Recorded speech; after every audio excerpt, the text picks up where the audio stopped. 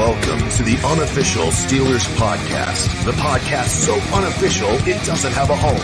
Here's your host, from In Hindsight, Nathan Heitz. From Steelers Nation Australia, Mark Davison. And from State of the Steelers, Daniel J.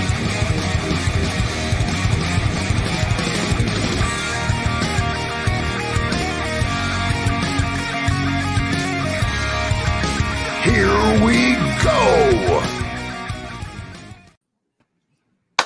Everybody, episode 14 of the Unofficial Steelers Podcast. Thank you all for taking the time out of your evenings, out of your nights to tune into the show here. As you see, I'm back behind the microphone where I've kind of been absent the last few weeks.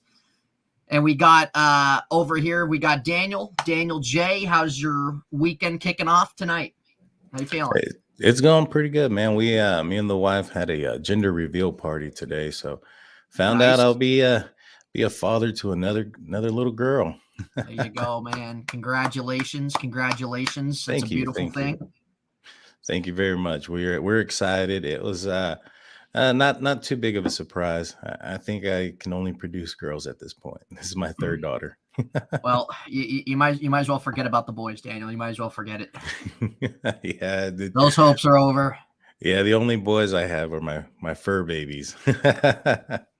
Well, they're part of the family, man. They're part of the family too. So, yes, but congrats on that. That's definitely an exciting time for you guys today.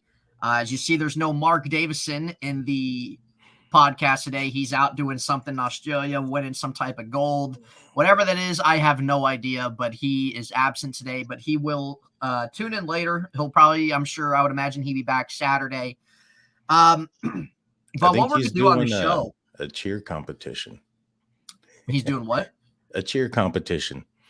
For doing a competitive dance. No, I'm just kidding. He's a male cheerleader. He's out there playing the pickleball. He actually won gold today. He's doing pretty good. Oh, is that what he's doing? He's doing pickleball. Yeah. He's at the pickleball championship. He actually won gold in the men's, and now he's going to do the doubles. Well, that's an exciting time. That's what they do out there in Australia. Pickleball is a big deal. Well, even out here, like you'll even have it like recreational centers or sport complexes. People do pickleball tournaments and stuff. Yeah, I hadn't heard of pickleball until that story about TJ Watt, Minka Fitzpatrick, and Alex Highsmith playing pickleball with an old lady this offseason. That was the first time I'd heard about it. Mm-hmm. To be, it's hot in Texas, so it's probably not something you'll find too often. Yeah, definitely. You're staying inside most of the year. Yeah, we have racquetball. That's an interior inside game. Well, good luck to Mark. Hopefully he keeps taking home the goal. We know the Steelers are not this year. But that's going to lead us into what we're going to be talking about today. And you guys can let us know in the chat. You guys can put your thoughts. We'll go over them as well, hear what you guys are saying.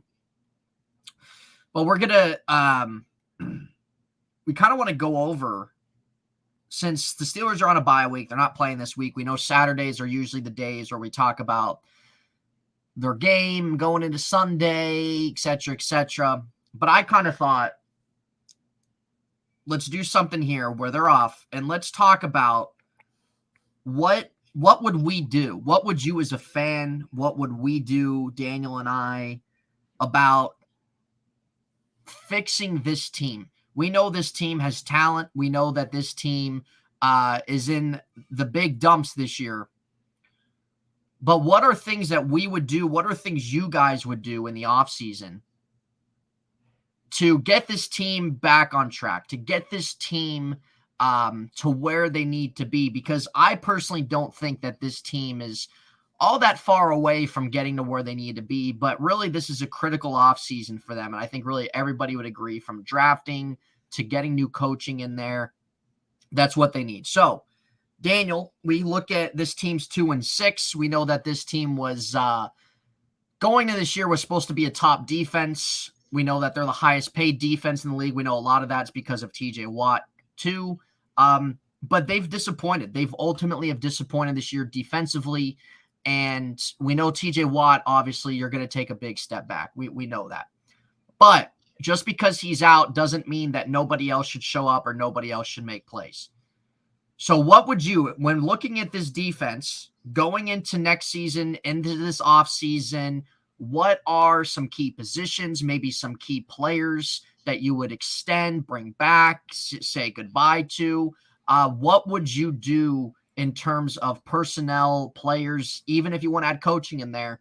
What do you think needs to happen to get this defense back to what we saw in 2020 and 2019? Well, first, I'd like to say we're still in this season. But it's a bye week. It's a bye week. Right. No, I get it. From what you've seen to the halfway point. Right. I think what we need to realize too is our defense has been hindered quite a bit up to this point. Let's look at the Eagles game, and I'm going to name off some players who weren't participating in that game that are expected to participate in against the Saints. And you're looking at TJ Watt, that's the big one. You're looking at DeMonte Casey, a guy who in training camp and preseason prior to his wrist injury was playing a lot of that. The Steelers were playing a lot of that 3-man safety look. So he's going to be coming back. I anticipate that happening. And probably, if I was a Steelers defense, I'd probably put DeMonte Casey out there back there with Minka Fitzpatrick and move Terrell Edmonds up front and get Robert Spillane out of there on passing downs. And so I anticipate that happening. You have Will Jackson, the recently picked up guy, right before the trade deadline. And you have Larry Ogunjobi. And so I think that this defense hasn't, even peaked yet as far as what they can do this year. I think you look at a guy like Devin Bush, he's probably not going to be here next year. So that's going to be a hole. I anticipate, and I would definitely like the Pittsburgh Steelers to extend Terrell Edmonds. You can see how the Pittsburgh Steelers defense plays without him, and with him in there, it's night and day. And so, his value has been underappreciated just because of the lack of spark plays or interceptions and stuff like that. But at the end of the day, he's been a solid player. He's been a good Ryan Clark to Troy Polamalu, in my opinion, when you look at him and the pairing with Minka Fitzpatrick. And so defensively, I think you probably need to target middle linebacker, probably got to target cornerback. I mean, you're looking at Will Jackson, who's 30 this year. He'll be 31 next year. You have Cam Sutton, who'll be going into, I believe, his last year. And, Levi Wallace, that project didn't work. Kilo Weatherspoon doesn't appear to work. So, the Steelers' defensive backs just got burnt. So you would anticipate that they'd be moving something in that direction defensively, middle linebacker, defense, cornerback. And I also would probably look at the edge. I mean, that's been a question mark, this entire year and going before the year started. The depth there at edge was a question mark. I don't think it's probably one of the more what's the word I'm looking for? Probably not one of the more higher prioritized picks, just because you have TJ Watt, you have Alex Highsmith, who's playing at an elite level right now. And so I would look at middle linebacker and cornerback for the defensive side. I'd have to see how this defense continues to play the rest of this year if I would decide to make any changes with the coaches. You only had TJ Watt for one game. DeMonte Casey still also hasn't played this year. And so, what you were implementing and putting in at the developmental phase of football this year in offseason is probably not been utilized to this point. So we have to see what it is that their identity is with those players in the lineup. And that way we can determine if Terrell Austin needs to go or Brian Flores needs to move up. Yeah. I think you gave a pretty good perspective on that. And when those guys start, when Watt's back and Ogunjobi, Kazi, you would imagine we would see the defense take a step forward. I think that they've just been a major disappointment through the halfway point. They can't get pass rush. They can't generate pressure. They've been last in sacks pretty much ever since TJ Watt's been out. And that's a big problem. TJ Watt can't do it all. You need other guys in there. Malik Reed, they traded for, hasn't been anything. Alex Highsmith, sure, he's top 10 in sacks and stuff, which is great. And I like him. but he's not getting the amount of pressure that you would ask him stepping in, especially for being the number one guy with TJ Watt being out. Now, I think Terrell Edmunds gets a bad rap a lot. I think Terrell Edmunds is kind of an easy guy to criticize because he wasn't an ideal first-round pick. Every year, this guy's taken a step of getting better. Sure, he's not this all-star Pro Bowl type safety back there, but he's a guy that goes in, and when he's not playing, you can see his absence. Right. And I completely agree. I would love to see them re-sign him. They don't need to go out and break the bank on a free agent safety or anything like that. Give him a reasonable contract. He came back here because he wasn't getting what he thought he was going to get. And he's playing, he's showing up every week, which is a very few amount of people defensively that have been showing up weekly. But I agree. I think that he would be a great guy to bring back. Now, you mentioned inside linebacker. I'm going to go over some names here that are free agents after this season. And you let me know if there's a few of these that you would find intriguing to put aside Miles Jack. So, Roquan Smith, who the Ravens just traded for, is a free agent. What do you think about him? He's a free agent. I think he's more of a Miles Jack type of linebacker. I agree. Than an athletic guy. I would prefer to get somebody more with speed. Okay. And speaking of that, too, the Ravens can only franchise tag one of those guys. Yeah. So they're going to have to pay one or the other. So one of them are primed to leave. There is, I know that this guy, I don't know if it's a family thing, but Tremaine Edmunds on the Bills has been a guy as well that people have talked about that they would love to see here. What do you think about Tremaine Edmunds? Oh, man, I would love to see him in the black and gold. That guy is big, tall, and fast. Yeah. And so, he's kind of that guy that, you're all around linebacker. And I hear that, Buffalo Bills fans aren't too pleased with him for whatever reason. So, they're not the most Edmunds fans, I guess. The Edmunds family has a bad name when it comes to their hometown fans. And so, yeah, man, I would definitely like to go for Tremaine Edmunds and bring the brothers. Yeah. That would be pretty cool. Yeah, it really would. And he would definitely be a guy, not just that he's an upgrade over what they have, but he's a guy, man, that can take over that realm of leading that pack right there. He can be reliable. He's been a strong suit defensively. Whatever reason the Bills don't like him, Bills fans don't like him, who knows?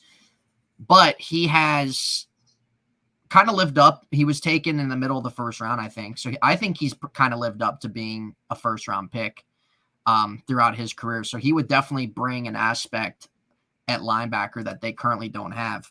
I had a theory. I was like, when Tremaine and Terrell Edmunds came out, I was like, man, I wonder if the Steelers, when they drafted Terrell Edmunds, was because they weren't paying attention to the draft and they just saw T. Edmunds is still available. They took the wrong guy. They took the wrong guy.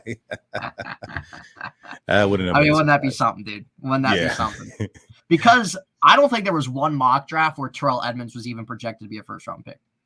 No, I think he was like late second, maybe even third. Early third-round pick or something like that. He was only there because he was there to celebrate his brother getting drafted. That's why he was, at the draft place, right? He probably didn't even expect to get a call that day. No, he said, I think I saw an interview once where he said that he was in the bathroom and he heard his name and he was like, what? He came out. Yeah, he was even surprised that they called him. That's freaking hilarious. Yeah. Yeah, he's let's see here. I'm trying to go to sorry about that. Because you mentioned cornerback. So I was wanting to see who are some guys. I think with cornerback, that might be something going into free agency. So Cameron Sutton's going to be a free agent this upcoming year. This is last year. Yeah. I think you got to re-sign him.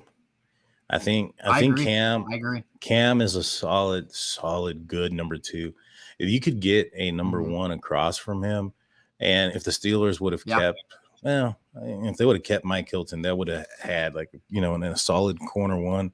That would have been good because Arthur Maulette isn't the best, and I think you take away from your team when you put Cam in the slot. I understand he's probably the best slot, but he's a really good number 2. And I think you got to sign him just because of that and the versatility that he comes with. But I wouldn't be opposed to getting somebody in the draft, getting a top tier cornerback. You're probably going to have a top 15 pick in this year's draft, unless the Pittsburgh Steelers just turn it around. Right now, I think it's a top 5. And so, given the defense coming back and the strength of schedule, I think the Steelers are going to win more games than they lose in the last, half of this schedule. So I think they're going to end up finding themselves around 12 or 13. Yeah, I agree. I don't think they're going to finish with a top 5 pick they're projected to have either. Now looking at this cornerback free agent list, there's really no big groundbreaking names that are here, but there's some guys that if the Steelers like some guys, there's some QB cornerback 2s, cornerback 3s on this list.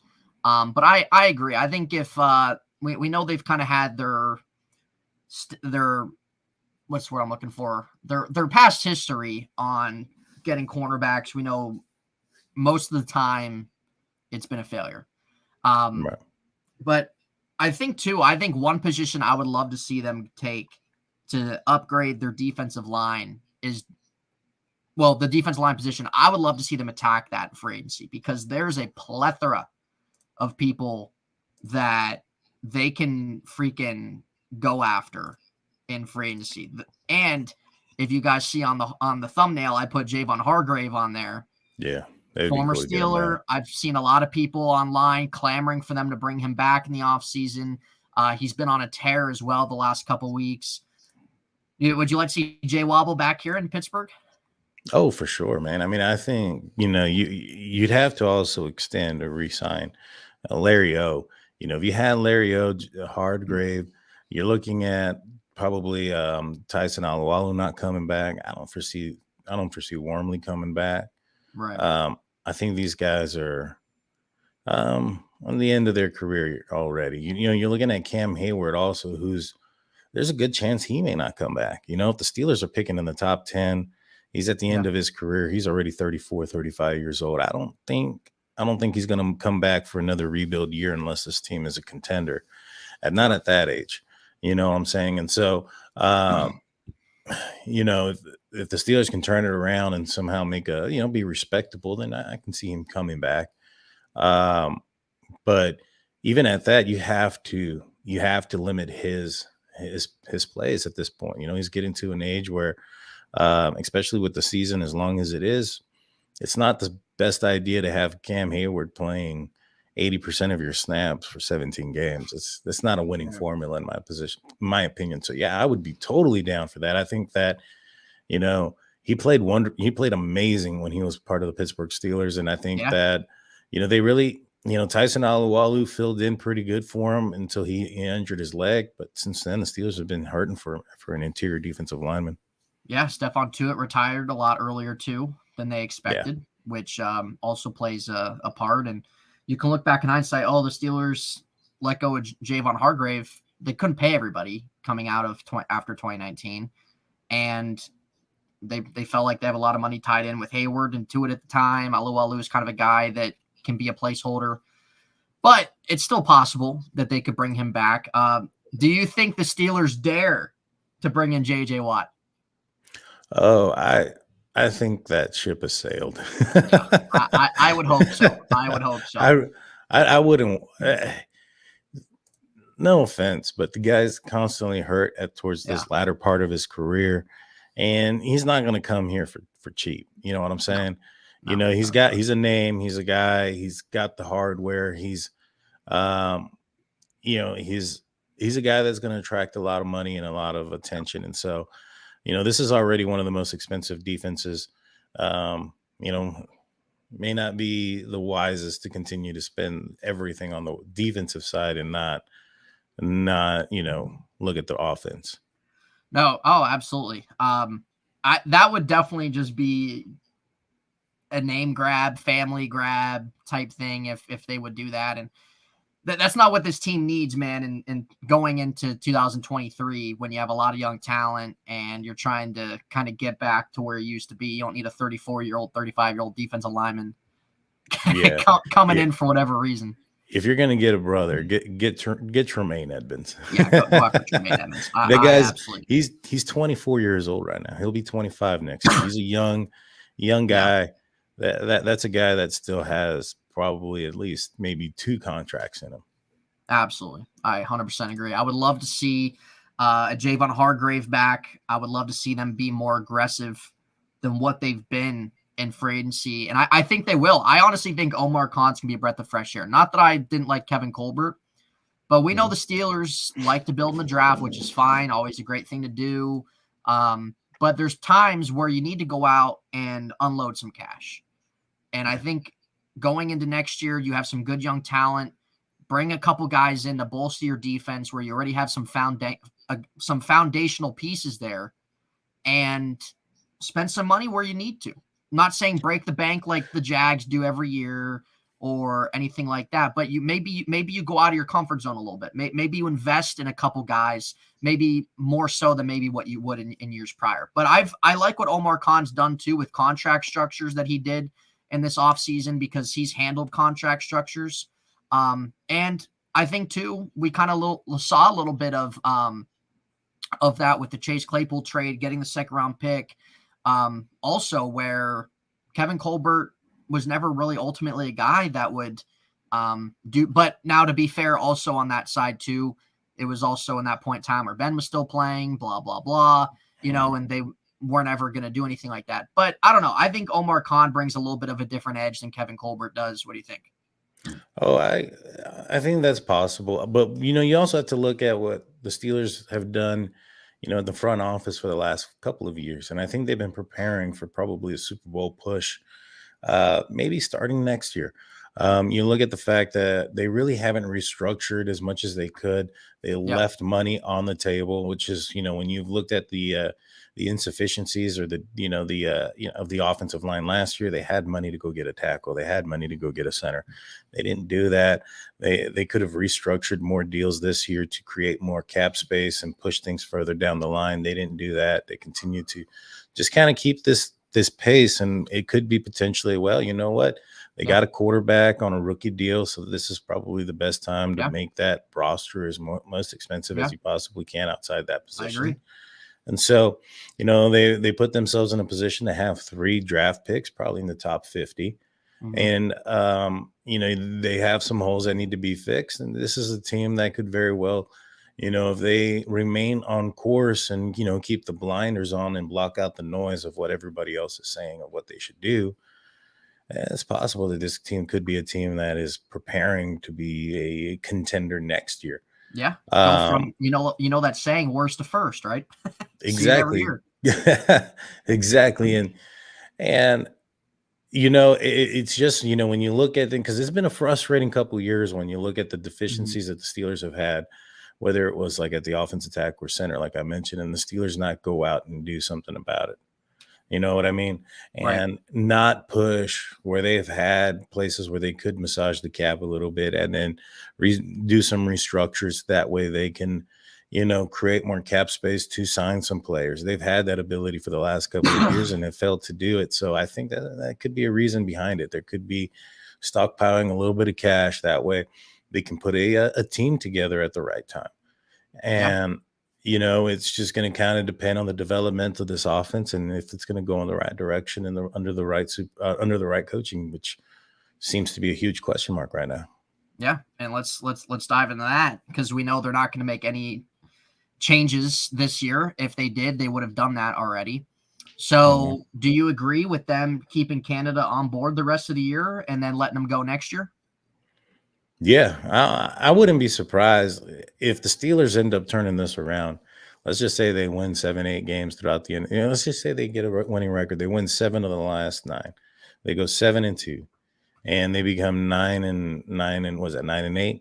Mm-hmm. Don't be surprised if Canada's back next year. That's a nightmare.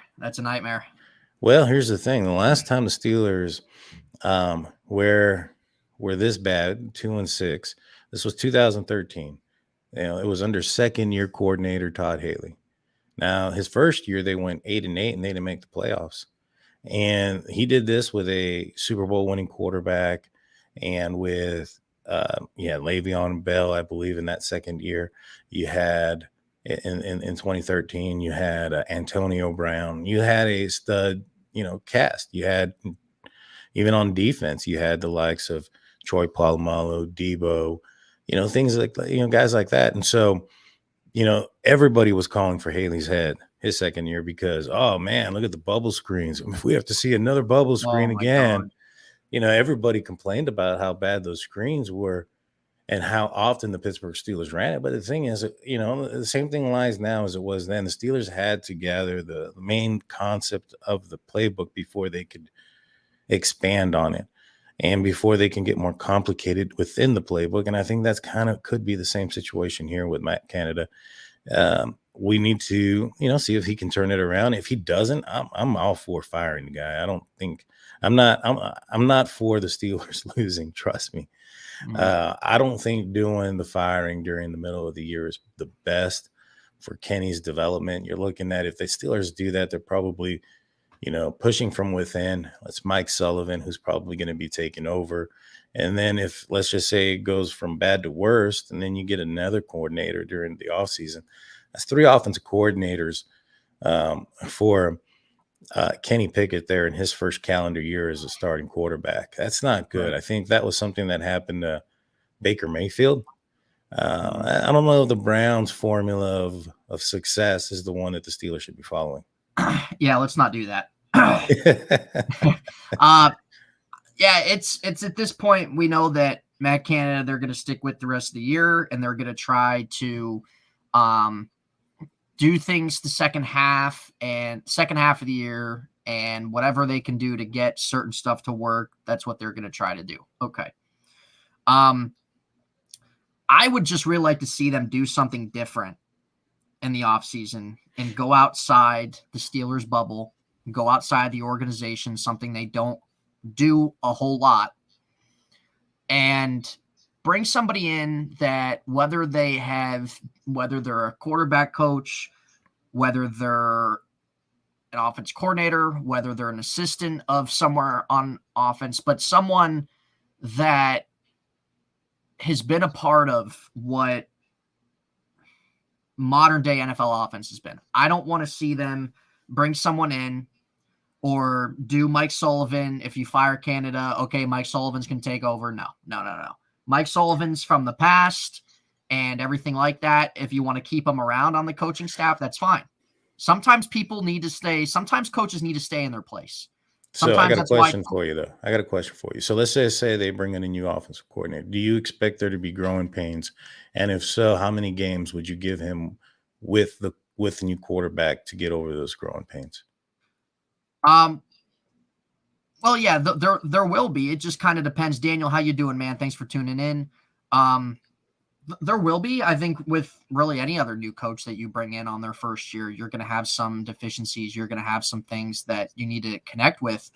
But if you bring in a guy that you have trust in, that has been involved with what succeeds in today's NFL, et cetera, it's not just going to be a thing, okay, like a Matt Canada thing. Matt Canada has 3 quarterbacks. None of them have really adapted to what he was trying to do. Ben, we know, wasn't mobile. That's not really fair because we had one quarterback who really couldn't fit into his type of offense. Well, that's what I was saying with Ben. I know Ben's not the thing, but so it's all about this mobile quarterback, but nobody. So you have 4 games with Mitch Trubisky and 4 games with Kenny Pickett as a quarterback. I don't think that's very fair to that offensive coordinator to be judged based on a 4-game sample size, because that's what it is. When you change into a different quarterback, that's a different philosophy. It changes a lot of things. Each quarterback likes different things, and they like certain things ran a certain way. There are certain plays that they don't like and dislike, and the offenses are going to be tailored to the quarterback that you have. And so, everybody wants to jump down the guy's, throat, but in reality, he's had 4 games with his starting quarterback. I mean, it's not a lot of time. I think we got to give him this entire year. And like I said, if you give him the year and there's no progression where it continues to be under 20 points, yeah, can the dude, can him the next day on what's it called, Black Monday is when the Monday after the season is over, when the majority of coaches and coordinators put Canada in there. But to look at it and it's just about patience. And as fans, we tend to jump down, our team's throats when they're sucking. They're sucking right now, but every team is gonna suck eventually. Mm-hmm. You get what I'm saying? And everybody they got to come out of it. You know what I mean? Like, it is what it is. And I think that you look at it, the three different quarterbacks that he has. I get it, but there's got to be some context. You had a quarterback that was immobile trying to run a RPO offense. That's going to be difficult. You know what I mean? Then you get in Mitch Trubisky, who I don't know, he probably didn't have the fairest of shakes at the job. You know what I'm saying? He had 4 games and they yanked him halfway through his 4th game. And, it perhaps wasn't the fairest of shakes, but it is what it is. This is the NFL. This is a professional football. Either you show up or you don't. You know what I mean? And so they turned it over to the kid because at the end of the day, the Steelers probably felt that the difference between Kenny Pickett and Mitch Trubisky probably isn't much. So might as well develop the rookie while you have the opportunity to do so. Mm-hmm.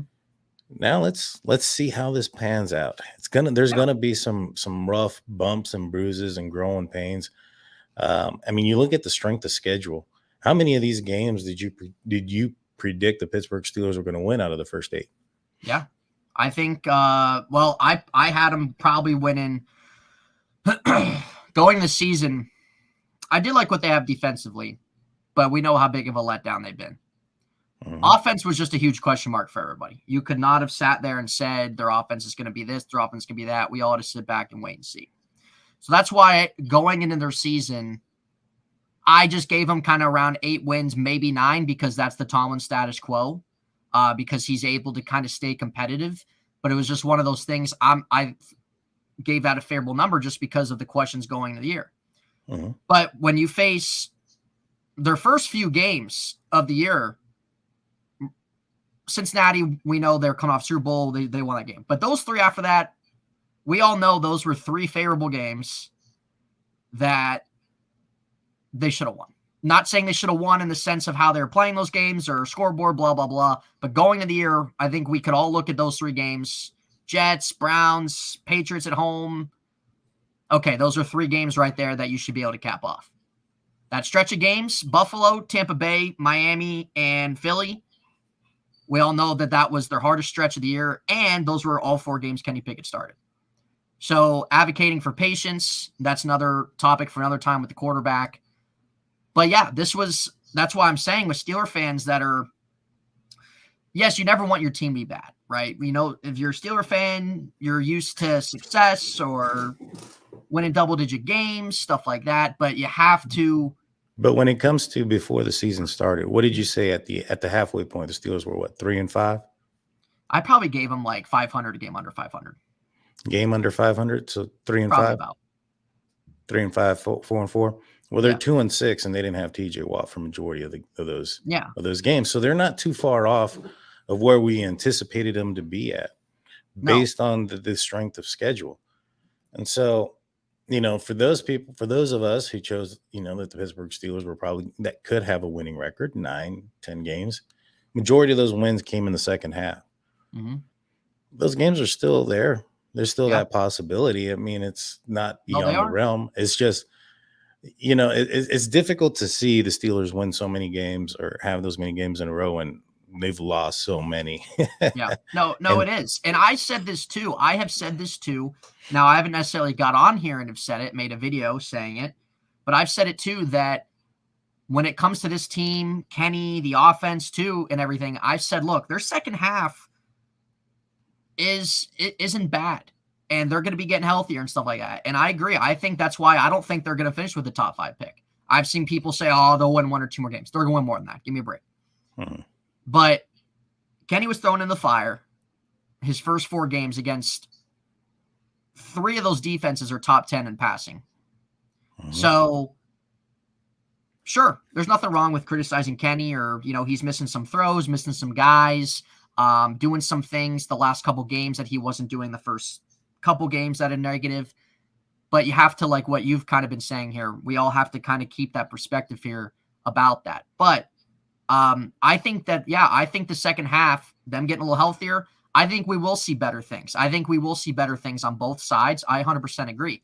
With Matt Canada, I could see him being a scapegoat if they finish the season, let's say, with 6 wins or 5 wins, or if you don't really see much of anything. I could 100% see him being a scapegoat. The thing with me with him is that I understand coming in here, having been your first year, isn't really ideal for what you want to do. The second season you started with Mitch, you started with Kenny, but those are both guys. Mitch, honestly, if you look at him in terms of him running the ball, he's right up there with how Josh Allen's been and guys like that when he was starting for Chicago. But when Matt Canada's coached 30-some games as offense coordinator, and what was it? It was 20, 24, 25, 26 of those games, you're scoring under 20 points. That's a big problem. And yeah, you do put those things in perspective too. But I just want to see somebody in here, because the Steelers are just so stuck in the way of keeping guys from their own organization. There's nothing wrong with finding guys outside, and it's not saying they haven't interviewed or talked to guys outside like that, but it's like a comfort zone. You don't like to get out of it. You get a little scared, stuff like that. I would love to see a guy come in, and if the offense just isn't really doing the much, man, if the offense is sticking with the status quo that we've seen this halfway of the season, not scoring 20 points, not putting up a fight, even if the defense is playing well and the offense just isn't scoring, like kind of that Miami game, I would love to see them just get somebody that's been around what teams in this modern day NFL have been doing offensively. Whatever names you want to throw out there. I know people have thrown out Pep Hamilton. I know people have thrown out the one coach on the Eagles, not their offense coordinator, but I don't know if he's their QB coach, offensive line coach. I can't remember. But I would love to see that. Now, also, I saw somebody say if the Steelers would fire Matt Canada, I don't know how true this is, but I have heard that their offensive line coach and wide receiver coach are Matt Canada guys. And I saw somebody say, if you fire him, you're probably going to have to clean house on everybody. Did you hear about that? Have you heard that those coaches, they went all in pretty much on Matt Canada and really hired his guys? I haven't heard that. Okay, I think it was 93.7 The Fan said that. I don't know the exact guy that said that. I don't know how true that is, but if that is, I mean, Tomlin must have really loved him coming into this year. If that is the case, and putting all this stock in him, like, here, man, here's all your guys, do what you got to do. I mean, that's possible. You'd probably prefer that. I mean, if you had an offensive coordinator and you're a defensive-minded coach, you're going to want your offensive coordinator to have some control over everybody, and absolutely. and everybody be on that same page. And so, it would make sense to do so. But when it comes to like bringing in another coordinator and having them complex the offense and do something more, what you're seeing in the NFL trends, that I think that comes down to your players as well, because it does. Right now you have players that are moving in motion at the same time that are undisciplined. You have you have Dan Moore, who continually doesn't line up on the line of scrimmage. You have Chicksacore 4, who's continually down the field illegally every time there's a screen. I'm pretty sure they lead the league in penalties in that. Yeah. You have the pre-snap penalties. You have receivers that are running into each other down the field, when they're supposed to be doing pick plays. You have your number one receiver occasionally get the drops every now and then. You have a running back who is trying to shake and bake everybody in the wide open instead of running through people. In my opinion, when you put all that together, I don't think the answer is making it harder. Let's make it more complex. These guys are struggling to get the main basic components. And Kenny Pickett said it straight out. He said, hey, we need to study more. When he said that led me to believe, because Kenny Pickett is the kind of guy who is gonna know your playbook. That's been his motto. That's been, that's gone with him from Pitt. One thing that everybody said about him when I've been doing my research on him was that he knew the playbook inside and out. I don't think the other players around him are as dedicated to him outside of the practice field, outside of the designated time to be studying. And he's making statements like that, and you're seeing the mistakes like I'm mentioning. That's probably because they're not on the same page. And that's probably because they're doing the bare minimum to get by. Yeah. Now, that falls on the head coach, not on the guy in the booth. And so my opinion is, and it's a possibility that the Steelers already started that process, trading away Chase Claypool. You had Arthur Mollett not too long ago saying that there was somebody laughing on the sideline while they're getting blown out. You have Kenny Pickett saying that they're on the wrong page, this, and a third. Maybe the guy that got traded is after those comments and after those things is the guy who was behind it. And now you have an addition by subtraction. I understand he was, performing a little bit better towards his time leaving, but that could have also been because they sat down and told him, hey, we're going to accept trade offers from you. So go out there and play your best because you could potentially get yourself a big contract next year. And maybe that's why we've seen him play a little bit better in the most recent weeks. But, up to that point, he's not been that guy. And perhaps now that you have George Pickens on the outside, he's probably going to play more. What that's going to do is that's going to increase his snaps, increase the rhythm and the chemistry between him and Kenny Pickett. And you're also looking at everybody across the board getting their chemistry increased because those targets and those throws are going to have to be spread apart the other guys. And it might actually do more good for this offense than hurt them, in my opinion. But it all boils down to the Steelers just need to get through this year, figure out if this offense can work. If this offense can work, if this offense can figure things out, then yeah, for sure, we can go forward with this offense next season as well. Yeah. But if at the end of the season, you've tried everything, you've had the rookie in there for 9 weeks at that point, or well, no, it's more like 12 games or something like that, and you're still not putting 20 points on the board, and you're still having the same issues, then yeah, there's some accountability things that need to come in, and you gotta send somebody their walking papers. Yeah.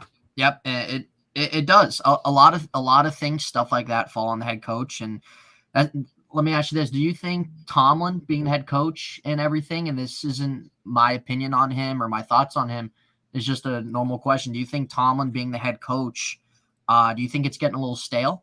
You think his message, you think what he does is getting stale to the locker room, to the guys, anything like that? I think maybe perhaps they had a few too many divas in a certain room, and I think they got rid of them. You look at what's left in the receiving room. You have Deontay Johnson. He's not an outspoken guy. He's got some issues with his hands, especially in weighty downs and in important situations. But for the most part, he's not a disgruntled guy. He's not a guy that's out there doing outlandish things online or TikTok. You have George Pickens, who's a physical guy, who's, his attitude and his issues are more of the physicality type and the, whoa versus sick 'em, as Tomlin likes to say. You got Pat Fryermuth, who, in my opinion, he's a no, BS type of guy too. And so I think you're starting to weed out some of these players who potentially weren't, maybe the best for the locker room. And maybe there are turning a corner. I think they have some high quality guys on this team as far as, who they are off the field. Najee Harris, George Pickett. You're looking at guys like that. Even Jaylen Warren seems like an amazing guy, and on and off the field. And so when you surround yourself with a team like this, I think that Tomlin's going to be able to hold on the fort a little bit better. But it's just like I mentioned before, you have a very young offense. You have a rookie quarterback, you have a receiver who's a rookie, you have a tight end and a running back who are in their second year. You have two interior offensive linemen it's their first year on the job. You have a left tackle, it's his second year, who was a 4th round pick. So there's so much newness to this team that they just need to grow together, and we just need to give them the patience and the time. Najee Harris has said it a lot, like, everybody out there in the media and in the fans it's like they're trying to break them up while they're trying to build. They're still building that foundation. Right. And so I think we just got to give them a little bit of a break, in my opinion. I agree. I think so too. And speaking of Harrison, we can kind of talk about offensively, what are maybe some things that we could see happen going next year? What are maybe a couple things we would like to see happen, upgrading certain spots, certain positions we know need upgraded? With Najee Harris, when we watch him back in college, when we even watched him last year, and when we're watching him this year, not in terms of production, but in terms of his play style, his running, there's like a big difference, dude. This guy doesn't put his head down. This guy doesn't run people over the way he did. He's stopping. He's stuttering. It's like he's waiting for the defense to come to him, and then he wants to make a play rather than just hit what's there, right? Just hit what's there. He hasn't been seeing the field that well. We know there's been some gaps, stuff like that. Maybe it's something where he doesn't have a lot of confidence in his offensive line. I don't know. I've thought, is it a coaching thing? Because for somebody to go from this play style here, what he did all in college and even last year, his rookie year, to what we see now, the stopping, the stuttering, especially, and he did a little bit of that last year, but a lot more so this year. It doesn't seem like he's that confident running the ball. Do you think some of this is a coaching thing that they're trying to change with him? Do you think he's not confident in the offensive line? Do you think he's being held back by an injury and he doesn't want to do too much? What do you think is the deal there with his running style? It's like it's night and day. I think there's a few things there that are going on with Najee. You had the injury in training camp, and you also had him, in my opinion, going in the wrong direction. You look at Le'Veon Bell, you look at James Conner. Those are guys that in their second year, they lost weight. Najee Harris put on some weight. This offseason, I would like to see him get healthy, take some rest, and drop some weight, become more explosive, gain that speed. Now, you're absolutely right. As far as the play style, I think he might just be in his own head. I think he's hearing some of the noise that's coming out. Oh, man, Najee was put in Jaylen Warren over Najee. RB1 should be Jaylen Warren. All that stuff's coming out. I'm sure he's seeing it and he's hearing it. And so I think he might be getting into his own head. But, the two frustrating plays that he had were followed up with his best run of the day. And that was, the shake and bake. And then, in my opinion, the following play, he tried to jump over a defensive back instead of running over him. Right. I was livid, bro, when that happened. Yeah. And so, I was like, that sucker, man, freaking get right into him like you've done, dude. Yeah, like the guy from the Raiders, he just boom, put him into the ground. When was it? I think it was. He had another one. I think it was that Browns game. I think it was. I don't know if it was Ben's last home game or something like that. But last year, dude, right in the face mask. Yeah, and you came in with this like attitude, like I'm not gonna wear my visor because I want to see eyes and this and that and a third. And yet, I think he's just in his own head. But if he can, drop some weight, get his mind right, I think he's going to be okay. He's shown that he can do it with a worse line. I think that he's going to be all right. I think he needs to get out of his own mind and get healthy. I think that I agree. They just pulled out a metal plate out of his foot, out of his shoe a couple weeks ago. And so that kind of tells you that he's not been there. You look at the rushing attempts. I don't think he's gotten over 20 this year in a single game. No, that wasn't the case. He was a huge workload. Exactly. And I'm not thinking that the reason why he's not a huge workload is because of Jaylen Warren. I think it's because of the injury. Might be. And so absolutely. I think they're limiting him. It would be nice. And like I said before, this bye week is at a good time because not only can these guys get healthy and rest physically, but also mentally. I used to play guitar and I played in a band before and things of that nature. And when I would learn a song, there's been times where I'm playing it and I just need to put the guitar down for like a day or two. And then all of a sudden it just comes to me. It just clicks. Mm-hmm. And so I think that's what this team needs to do. They just need to take a step back, relax. They had a bye week, prepare and get rested mentally and physically, and then come back and knock it out of the park. They got the Saints who are playing the Baltimore Ravens this week. That's going to be a tough physical matchup. So they're not going to, and I believe that's on a Monday night as well. And so, it is. They're coming in on a short week on the road. It should be a game that the Pittsburgh Steelers could get right in.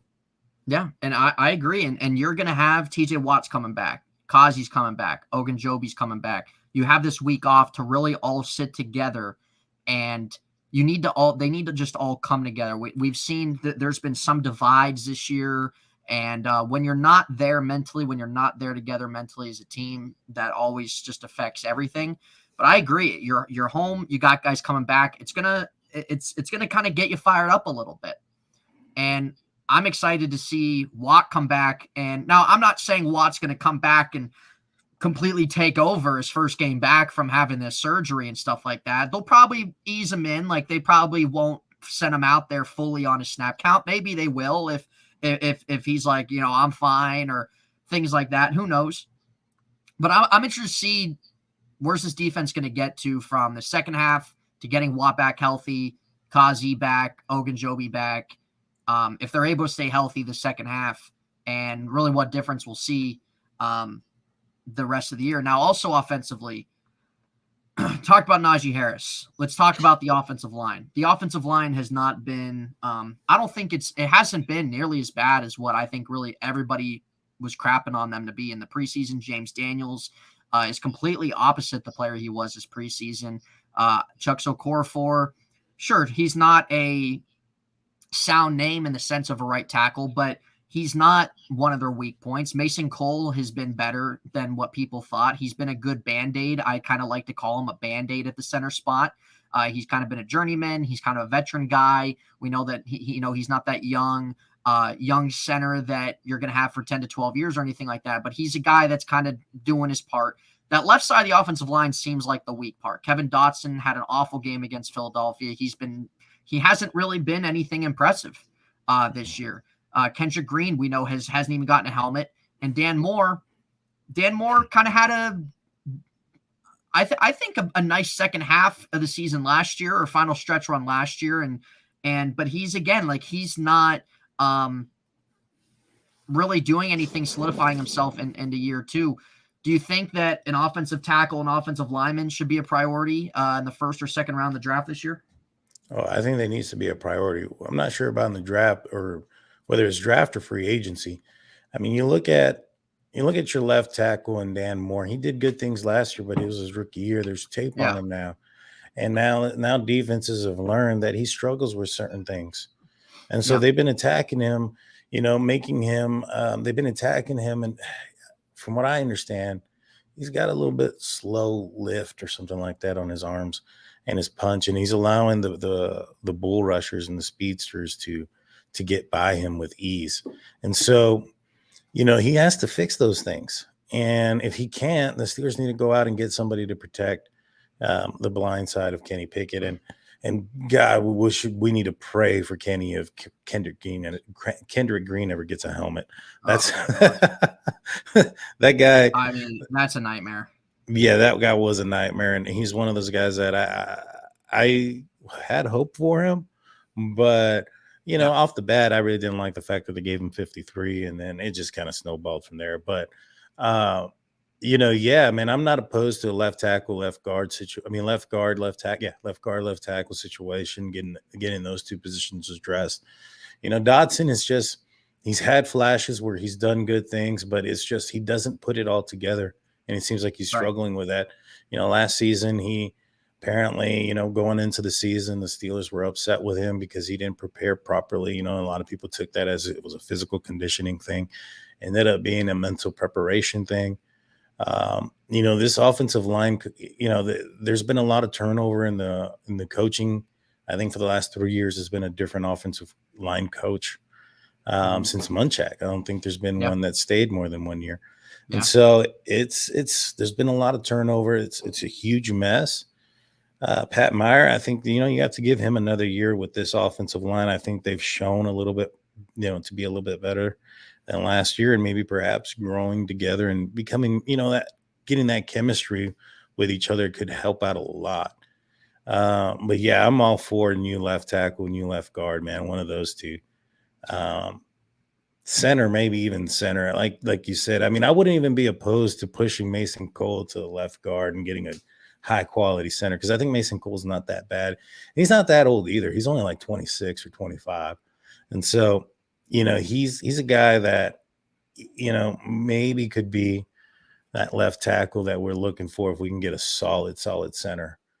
Right. Wouldn't Landon Dickerson look good in the Pittsburgh Steelers uniform right now instead of Creed Humphrey, man? Dude, there was a lot of guys that the Steelers could have gone. Yeah. And that's one of the I was hoping trends for Creed Humphrey that second round. They had a chance. I thought the Steelers needed to go with Pat Freiermuth because at the time, I think that the only tight end that they had was Eric Ebron and Gentry, and Eric Ebron was like going into, he was a big question mark, and I think there was an even bigger question mark at that point with Gentry because, he had a huge transformation. Najee followed his transformation and getting bigger, and he ended up being a solid tight end, but at that point, it was only really Eric Ebron, and he was like a question mark with his hands. And so I think the Steelers did well with Pat Freiermuth. I think the first round running back, in hindsight is probably not the best idea, especially when you look at the trends of the NFL and how, like you mentioned the trends earlier, first round running back has not really been given a lot of high draft, grade or quality. Definitely has not. And, I know I understand why a lot of people are frustrated with Najee Harris, myself as well. I'm not giving up on him either. Like you, I still like him. I still think he can do good things, but there's certain things holding him back, and we know that there's issues with this offense too. And he's only in his second year.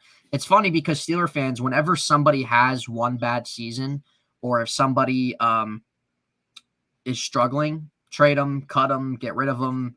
Steeler fans want everybody to play a great season every single season. There's no such thing as a down year. There's no such thing as issues in terms of what you're trying to do or what systems you're trying to do.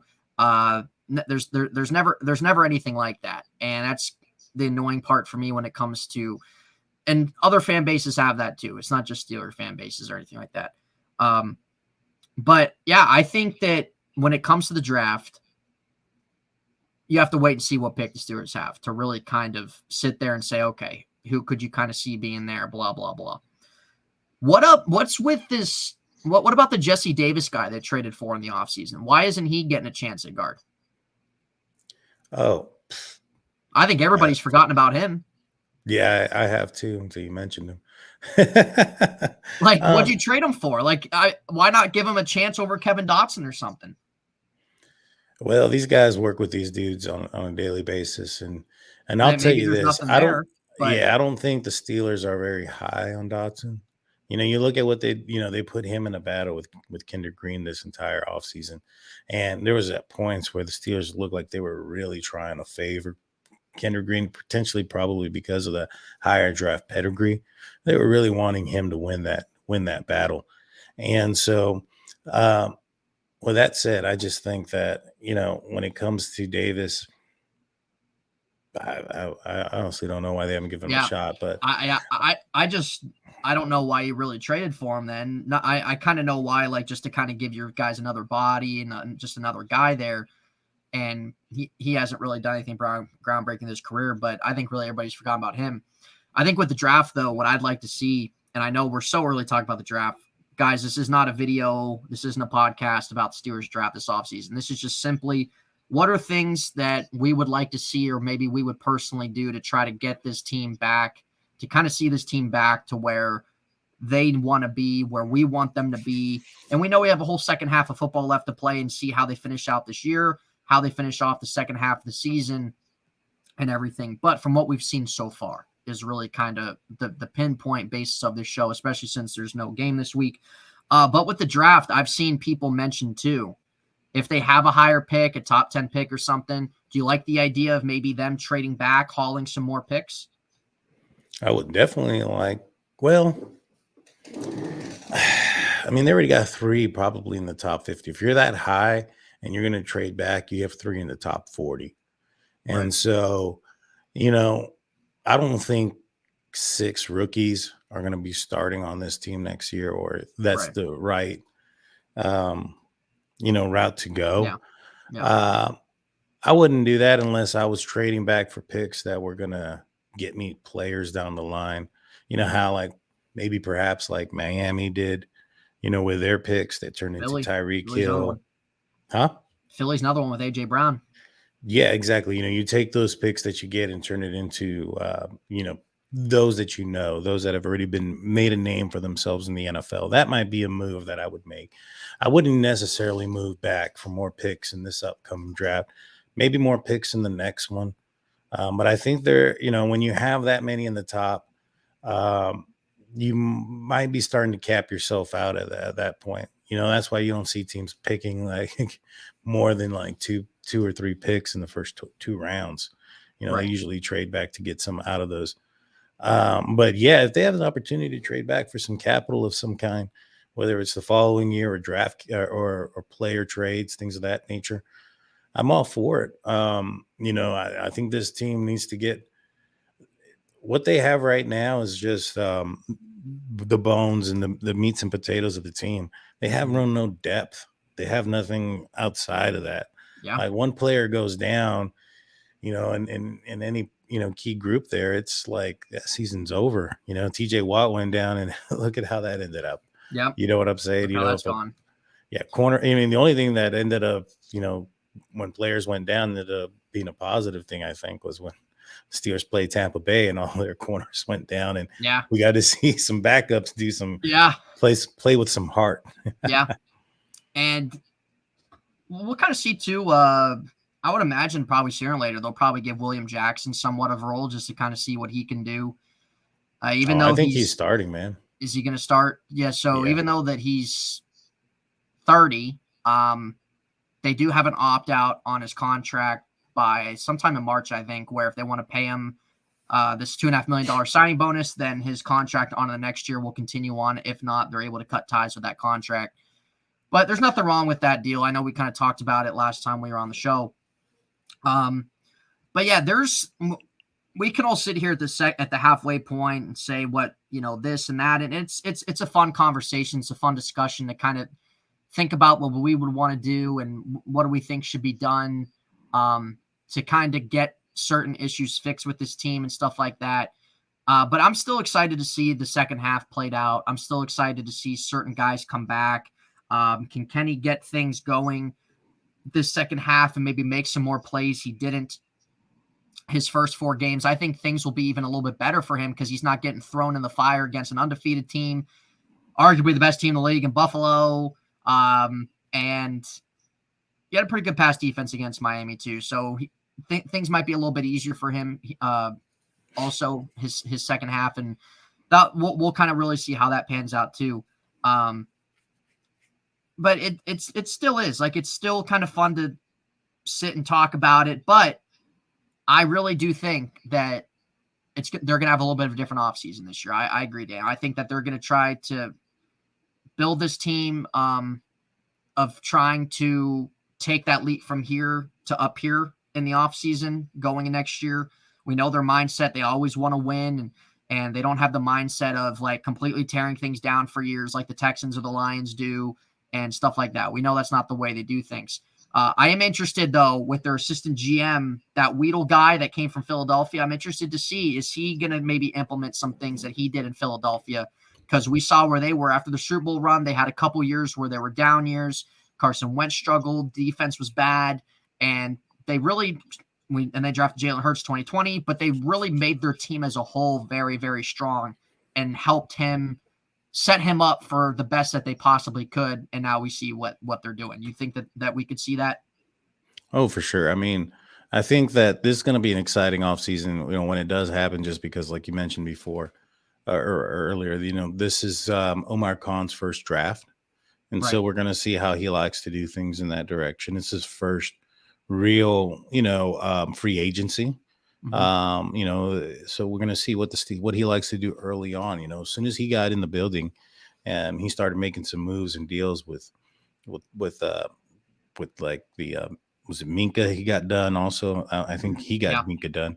Yeah, then Deontay he got done pretty quickly, and so those were moves that Kevin Colbert was waiting until almost first week of the season to make, and so I'm excited to see what he's willing to do, see if he's going to move back more or if he's going to move up or how aggressive he's going to be in the draft and what positions they draft. I mean, you also have to look at like there's a lot of players on this team, all of them actually, He didn't draft any of them. Those Kevin Colbert's guys. So Yeah. he's no commitment to anybody on this team outside of maybe the guys he signed in free agency or has traded for since. Those are his guys. But, a lot of this team is Kevin Colbert. And so these guys, with the trade of Chase Claypool, that should tell the rest of the staff and the team, like, hey, nobody's safe here. This isn't my team that, he's put together, and he's wanting to put a team together. And so it could be a good thing. Yeah, absolutely. And that's why I think it's going to kind of be not a breath of fresh air in a way, but it's going to feel different. I think that there's going to be some different approaches that Steelers maybe haven't done before in free agency situations or just straight off-season transactions and whatever they decide to do. But really, to finish it on this note with everything, as we look into the second half of the season, we know that it's a little easier than what we saw in the first half. Play the Saints, and then they play the Bengals, I believe. Yeah, they play the Bengals the week after at home. And then they still got the Ravens twice. They got the Browns one more time. They got Carolina. They have Atlanta. They have – who else am I missing? They have Carolina, Atlanta. I think let's see. So Ravens twice. Raiders. And then you got the Raiders at the end of the year. So what is it? And I know we have to kind of wait and see on certain things, but at least coming out of this bye week, what type of levels of optimism, or what are just certain things that you're looking at for the second half of the year? Because I want to see him finish strong. I do. I know there's fans out there that want him to not win another game and finish with a top 3 pick and stuff like that. I'm not like that. I want to see him finish strong. I want to see some certain guys that are going to be here for the future and stuff like that. Really, really take a nice jump from the first half to the second half. I want to see that, of course. What is it that you want to see the second half? I mean, just improvement. I want to see offensive improvement, improvement on the defense. But you're right. You look at the schedule. The next 4 games are Saints, Bengals, Colts, Falcons. Those are 4 games that, with this defense are going to be close. I mean, the Bengals don't have Jamar Chase for that game. He may be out for a lot longer than people are anticipating. Jamar Chase is going to be out. And so, I thought that Jamar Chase was a huge, piece to the Bengals offense, and probably one that was. So I like to look at tendencies and things of that nature. And when I saw the draft and the trading and everything else of receivers and how high people, were putting stock into them this offseason, that led me to believe that potentially the NFL was thinking that the success of the Bengals was more Jamar Chase than potentially Joe Burrow. And so, and the receiving core that they have, and not saying that Joe Burrow is bad or anything like that. It's just when you put a good quarterback with some elite talent on the outside, that's going to do great. That could do better than having an elite quarterback with receivers who can't catch. Yeah. I mean, what's the point of getting them the ball if they can't bring it in? You know what I'm saying? Yeah. And so, if you got a quarterback that can at least get it out there, and these guys can make these catches and these elite catches, and that might bode well or better as a team. And, I saw the way the NFL reacted because, the Cincinnati Bengals made it to the Super Bowl, that, and a third. And so Jamar Chase being out is going to be huge. Those are games, in my opinion, that are winnable. Then, when you look at the schedule, I think the toughest games are going to be the 2 against the Ravens. I mean, you have the last one against the Browns. Deshaun Watson, is coming back probably for that game. Deshaun Watson doesn't scare me. He's not a quarterback that I think they might be better with Brissett, to be honest with you. And so, the Browns are the Browns. And so, I think that there's a possibility that the Steelers can win 7 of these games. It's not beyond the possibility, just based on the difficulty of schedule. Sure. Yeah. Yeah. I think that it's hard to say how many wins this team finishes with, but I will say this: they're not finished with a top 5 pick. I don't care what anybody says. They're not going to finish the top 5 pick. I think that they're going to win more games the second half of the season than they are the first half, as long as they stay healthy and some of these guys come back on defense can help them. I think we're going to see some things better this second half from certain guys that we needed to see the first half that we did not get. And I think any fan should want to see that. Why wouldn't you want to see that? Why would you want to watch every single game, watch them get blown out, not see any growth from any of these young guys that are going to be here for your longer term? I don't understand that mindset at all. But with that being said, all we'll have to do is sit back and watch how the second half goes out. Ladies and gentlemen, like I said, this was just simply a video since the Steelers did not play this week. What are some things that you would like to do to change to get the Steelers better, that you would like to see them make? What decisions you like to see them make to get better, to have a run next year? Maybe they're a team from worst to first that we see every year in the league. That's really what this video was strictly about. And we were just going over some different things on defense, some certain things in the offseason that maybe we would like to see, et cetera, et cetera. But we have a whole second half of football to play. We're excited, as I think everybody should be excited to see Kenny Pickett's, how is he going to go from maybe a better schedule and having a whole second half to play football. George Pickens, TJ Watt coming back. We're going to see DeMonte Kazi, how they can implement him. We're going to see some things that spark your interest, even though the Steelers are 2-6, and who's to say that they don't finish with a winning record for the second half of the season? Not saying for the season, but for the second half of the season. So those are some things that we should be looking forward to every single week. And I'm excited to see it pan out. And I want to see certain guys get back on track. I want to see things finish strong this season. But it's fun to have those conversations of like, okay, what would you do about this? Or what do they need to do at these positions and stuff like that? Blah, blah, blah. So that was kind of what I wanted to come on here and talk about. Give us something to kind of talk about, maybe something a little different and everything like that. But we're going to end it there, guys. We appreciate all of you guys tuning into this show, taking time out of your nights, tune in. Hopefully you guys kind of enjoyed listening to us kind of go back and forth for a little over an hour or so. Give Daniel J. guys a follow and stay the Steelers. He posts almost daily, every other day or so. You probably put up some content every other day or so, depending what news is coming out. So yeah, check him out, guys. He's always on top of everything right away. Always gives some good insight on the team and everything like that. I appreciate your support. Mark from Steelers Nation Australia, he should be back Saturday. He's out doing, like we said, some pickleball tournaments, trying to win some gold for himself. So, Mark, shout out to you.